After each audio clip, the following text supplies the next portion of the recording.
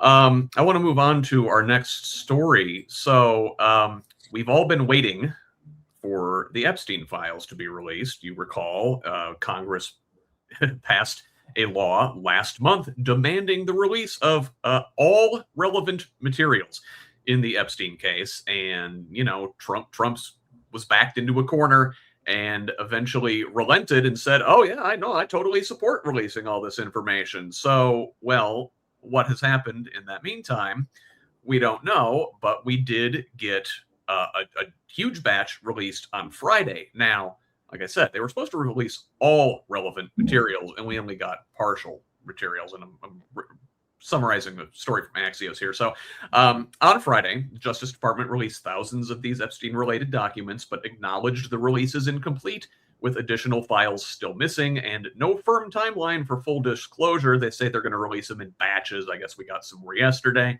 The newly released DOJ files include surveillance video from his jail, flight logs, interviews with Ghislaine Maxwell, his partner, and disturbing victim statements alongside heavily redacted materials. And by heavily redacted materials, I mean there are pages completely blacked out. Now, the DOJ says key records remain withheld or redacted to protect ongoing investigations, survivor identities, and claimed national security concerns, but we can all speculate what they're really hiding. Lawmakers from both parties are pressing the DOJ for answers, warning the department missed their December 19th deadline under the Epstein Files Transparency Act. Separately, Congress continues releasing state-sourced Epstein records, including emails, photos, schedules, and documents referencing Trump, former President Bill Clinton, Elon Musk, and others. We saw some Michael Jackson pictures in this last batch. Hadn't seen him in these things before, underscoring that major portions of the Epstein records still remain unreleased. So, we see they're withholding some documents, but then even worse, yesterday, stuff that they had released disappeared. DOJ quietly removed at least 16 Epstein-related files from its website within a day of the release, including photos and materials tied to Epstein's property, without explaining why. Some of the removed files reportedly included a photo featuring Donald Trump alongside Epstein and Ghislaine Maxwell. Gee, I wonder why they removed that one. Lawyers raised redaction concerns after publication, with attorney Gloria Allred saying her team contacted the DOJ about names that should not have been publicly disclosed. The DOJ reportedly acknowledged some names would be redacted, suggesting the files were posted sloppily, then pulled. Again, the removals are sparking bipartisan backlash and cover-up accusations, with House Democrats questioning transparency and Republican Representative Thomas Massie accusing the DOJ of violating the Epstein Files Transparency Act by withholding materials and asserting privilege beyond what the law allows. Derek, I mean, listen, this is what was gonna happen, right? I never thought we were going to get all the information. There's no way this Trump administration was going to implicate their dear leader.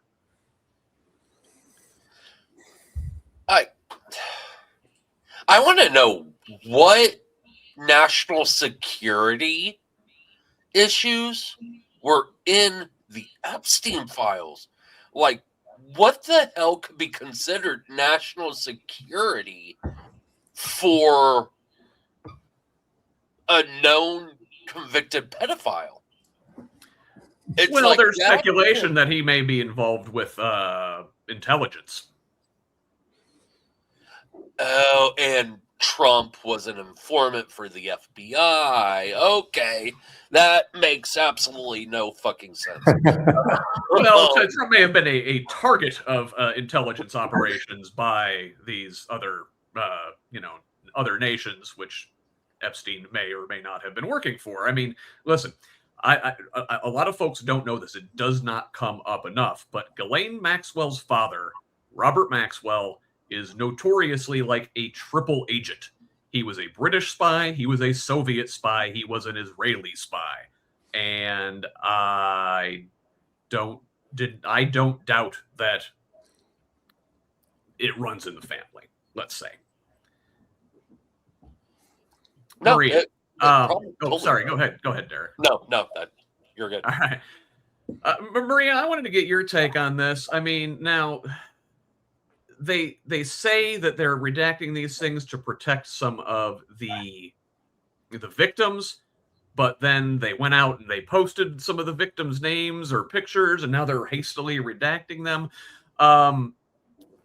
Where do the women who were abused by Epstein and his clients, where are they centered in this?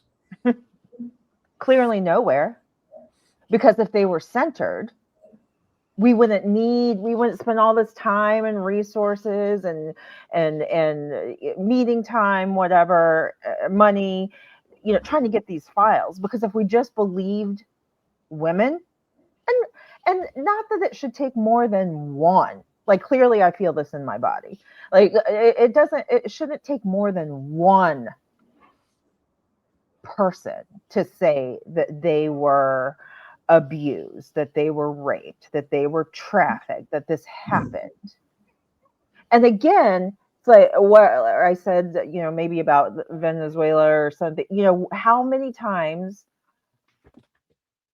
are we going to have to be told, or we have to read it, we have to see it to believe people, to believe women, to believe citizens of the United States, that this happened to them?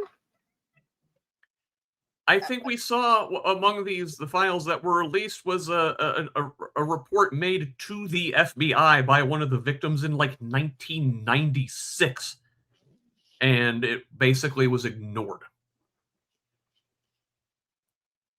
I don't even have a word for that in this moment. People who say that racism is over, everybody has equal rights and things like that. This case in particular clearly shows the inequity between the genders. Because yeah, absolutely. Yeah. Geez. Doc, have you been following this Epstein saga at all? I've not been following it terribly closely because I've just had to set a few boundaries here and there. But what I'm so struck by now is that, excuse me, the fact that they're continuing the cover up in such an obvious way just makes it obvious to anybody anywhere on the political spectrum that they've got something to hide. And so the part of me that's maybe not the part of me that I'm proudest of is that I love the idea of the president and his cronies are continuing to squirm because they're obviously really embarrassed and really uncomfortable with this, and they know that they are spending a huge amount of political capital just to try to put the fires out. Yeah, and it's one of those things. It's fracturing the base. We've seen departures over this. Republicans defected.